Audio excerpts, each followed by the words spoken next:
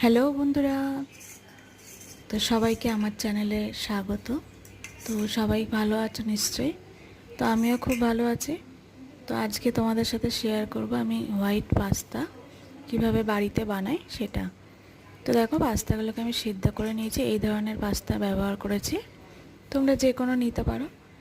আর white pasta বানানোর জন্য আমি এখানে নিয়েছি একটু গরম জল, তাতে 2 চামচ ময়দা আর একটু দুধ দিয়ে ওটা গুলে রেখেছি।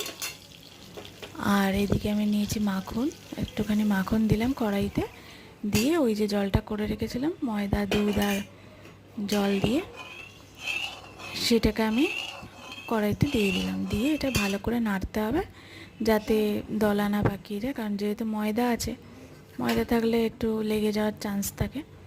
তো একটু নাড়াচাড়া করলে হয়ে যাবে। 2 মিনিট, একদম 2 মিনিট নাড়াচাড়া করলেই এটা ঘন হয়ে যাবে। তো দেখো, তারপরে আমি সিদ্ধ করা পাস্তাগুলোকে দিয়ে দিলাম। একদম চটজলদি রান্না, কোনো তাড়াহুড়ো নেই। তাড়াতাড়ি খেতে চাইলে বাচ্চাদের ভীষণ প্রিয়। তো দেখো, আমিও বানালাম। তো তোমরা নিশ্চয়ই সবাই বানাও। তো দেখো আমার পদ্ধতিটা তোমাদের কেমন লাগে, যদি ভালো লাগে তো একটু কমেন্ট করে জানাবে তো বন্ধুরা। তো দেখো, এই যে ঘন হয়ে গেছে, আমি এটা দিয়ে দিয়েছি। এবার আমি একটু চিলি ফ্লেক্স আর এর উপরে আমি ছড়িয়ে দিচ্ছি চিজটাকে আমি একটু গ্রেট করে নিয়েছি। ওই কিউব চিজগুলো, ওগুলোকে আমি একটু গ্রেট করে নিলাম। আর চিলি ফ্লেক্স দিয়ে দিলাম একটু ঝালের জন্য, যদি দরকার পড়ে না, এটা ফ্লেভারটা ভালো আসে, ঝাল কিছুই হয় না।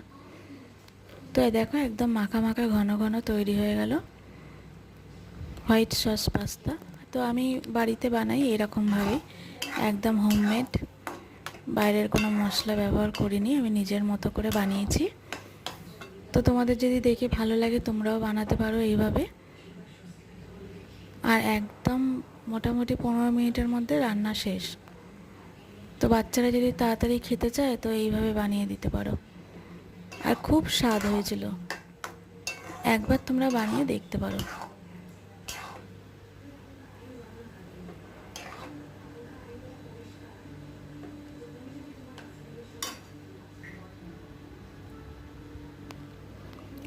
তো দেখো, আমি নামিয়ে নিলাম, হয়ে গেল। তো একটা প্লেটে আমি নামিয়ে নিচ্ছি।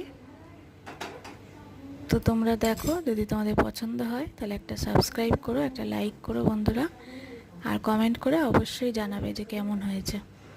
গরম গরম পাস্তা রেডি।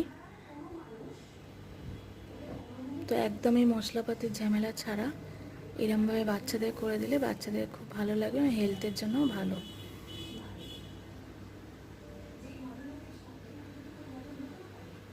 তো একদম রেডি, দেখে নাও। ভালো হয়েছে বন্ধুরা? ভালো লাগলে কমেন্ট করে অবশ্যই জানাবে। তো আমি তো এইভাবেই বানাই। তো আমার চ্যানেলে আমি সবসময় সহজ পদ্ধতিতে রান্নাবান্না দেখিয়ে থাকি। তো আরও রান্নাবান্না আমি করব। তো থ্যাংক ইউ।